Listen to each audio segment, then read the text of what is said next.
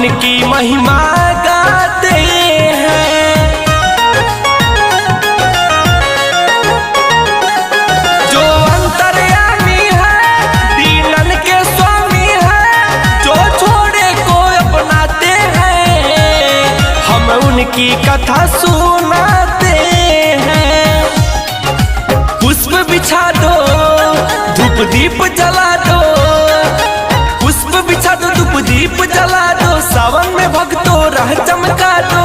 नाथ आ रहे हैं, भोलेनाथ आ रहे हैं, नाथ आ रहे हैं, मेरे नाथ आ रहे हैं।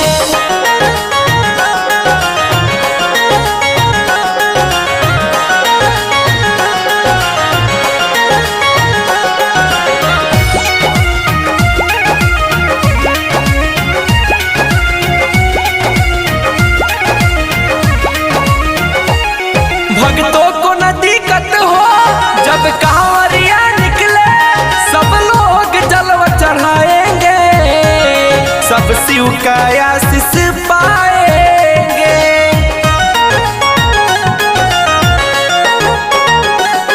बीटू पुनित का है, मुझे सुनिल ध्यान रहे, खूब सेवा हम कर पाएंगे, जब बैल पे शंकर जिनके गले भुजंग माथे पे चंदा, जिनके गले भुजंग माथे पे चंदा, कर में त्रिशूल पड़े न मंदा। नाथ आ रहे हैं, मेरे नाथ आ रहे हैं, नाथ आ रहे हैं, भोलेनाथ आ रहे हैं। लाल बाबू डिजिटल रिकॉर्डिंग स्टूडियो बेतिया।